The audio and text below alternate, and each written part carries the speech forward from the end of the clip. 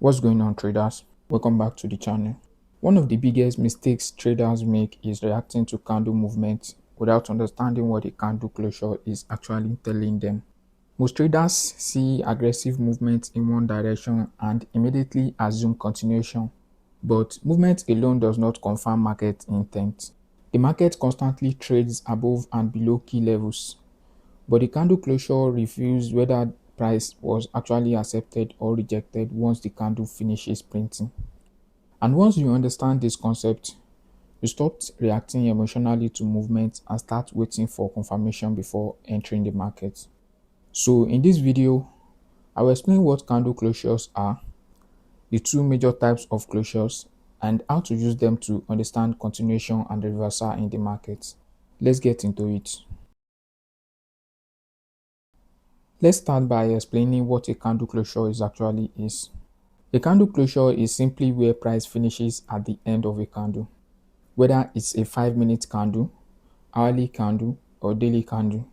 Every candle closes at a final settled price. That closing price gives us important information about whether the market accepted or rejected a direction. This matters because markets primarily move in two ways: continuation or reversal. A continuation happens when the market accepts higher or lower prices and continues moving in that direction.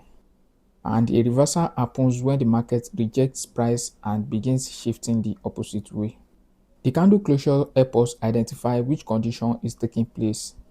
A wick may show temporary reaction, but the closure shows where price was ultimately accepted once the candle completed. The reason candle closures matter so much is because they reveal market intent. For example, price may aggressively trade above a previous high and make retail traders believe the breakout is real. But if the candle closes back below that high, the market is showing rejection rather than continuation.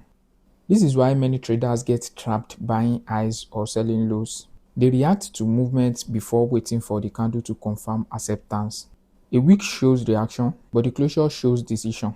And this becomes even more powerful around higher time frame key levels such as previous highs and lows, liquidity pools, and fair value gaps, because this is where real reversals usually begin forming.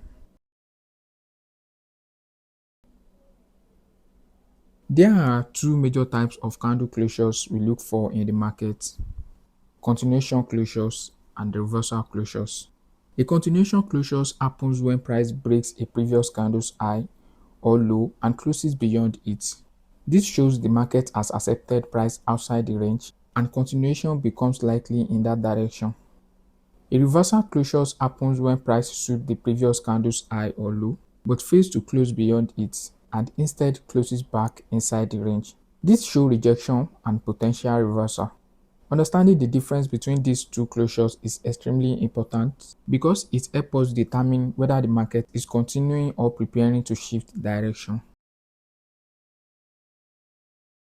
So, how do we actually use candle closures in the market? Closures becomes more powerful when combined with context. A candle closure by itself means very little unless we understand where it formed, what liquidity was taken, what higher time frame levels was engaged, and what the market was actually doing before the closures happened. For example, a bearish reversal closure becomes meaningful when it forms after liquidity is swept into a higher time frame key level. That tells us the market attempted to continue higher, failed, and is now potentially preparing to deliver the opposite direction. Once that reversal is confirmed, we can begin looking for continuation opportunities in the new direction. Or, a bullish reversal closure becomes meaningful when it forms after liquidity is swept into a higher time frame key level and continues to close above a previous old highs.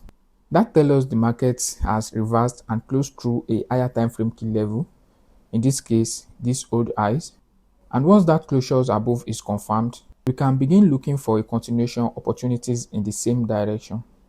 This is how candle closures connect with swing points, market structure, and expansion moves. So before we get into real chart examples, let's first talk about some common mistakes traders make when trying to apply this concept. One of the biggest mistakes traders make is entering before the candle closes. Many traders react emotionally to wicks and volatility instead of waiting for confirmation. The moment price reaches a key level, they immediately begin opening positions without waiting to see how the candle actually closes.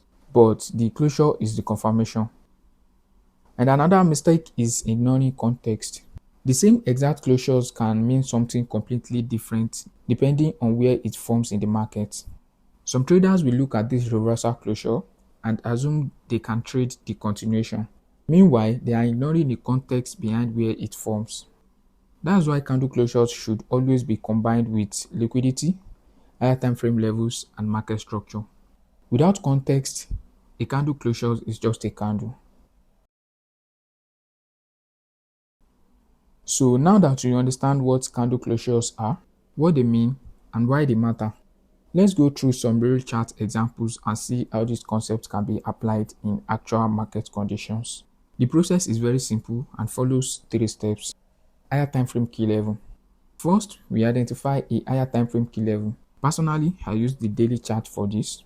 And the main level to focus on are old highs and lows and fair value gaps. This level gives us the area where we expect price to react. And the second step is candle closure. Once price reaches the key level, we wait for the candle to close.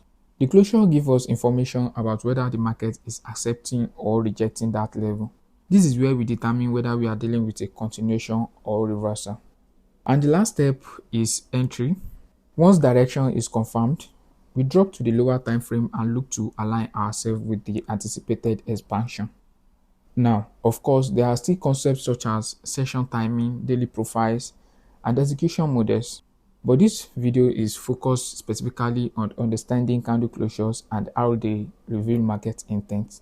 Even by itself, this is a complete framework you can backtest and apply to your own trading. So let's get into the examples. This is gold on the daily chart. The first thing we want to identify is context and higher time frame direction. If you notice the previous price action, the market has been trending bearish and has now retraced into a bearish fair value gap. This immediately gives us context the market may continue lower from this key level. Now, we wait for reaction and closure. The first candle that trades into the fair value gap does not actually give us the type of closure we are looking for. There's no clear rejection or continuation, so we wait. And this is important because many traders begin opening position randomly the moment price reaches the key level without waiting for confirmation. On the next candle, however, we get a reversal closure. Price sweeps the previous candle's high into the higher time frame key level and closes back inside the range. That immediately tells us the market attempted to continue higher but failed. Now that we have higher time frame context, liquidity sweep, and reversal closure, we can begin looking for a bearish continuation. At minimum, we can anticipate price trading toward the previous day's low or overall sell side liquidity. So now we drop to the lower time frame. This is the 30-minute chart and we are looking for a sweep of liquidity followed by a bearish CSD, preferably around the opening price. And as you can see, price sweeps liquidity, closes through a series of opposing candles and confirms the shift in delivery. That becomes the entry.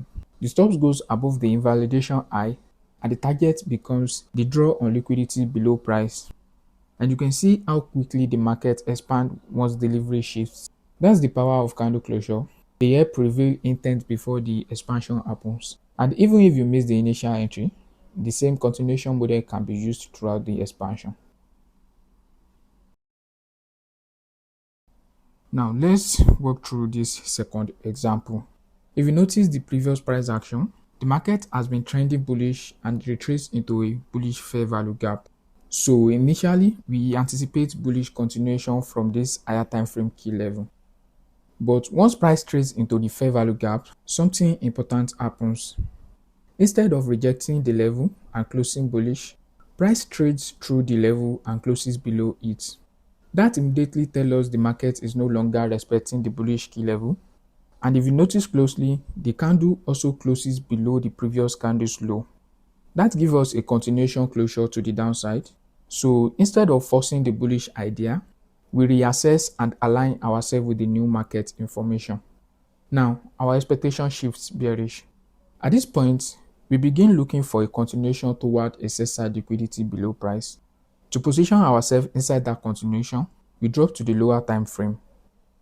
On the 15-minute chart, we identify internal highs sitting at the lower half of previous day range. Price sweeps those highs, forms a bearish CSD and confirms continuation. That becomes the entry. In this example, a limit entry inside the fair value gap provided the execution with the stop above the invalidation high and target set towards sell-side liquidity. And once again, the market delivers the expansion. So the important lesson here is this: sometimes the market invalidates your original idea, and instead of forcing buyers, we reassess based on the candle closure and align ourselves with what price is actually showing us. With all that being explained, if you take anything away from this video, let it be this: don't react to movements, react to acceptance. The market constantly trades above and below key levels, but candle closures reveal whether price was truly accepted or rejected once the candle closes. And once you understand that, you stop predicting and start aligning yourself with the market's intent. So that will be all for this video. And if you found value in this, make sure to leave a like, comment your thoughts, and subscribe to the channel. Thanks for your time, and I will catch you guys in the next one.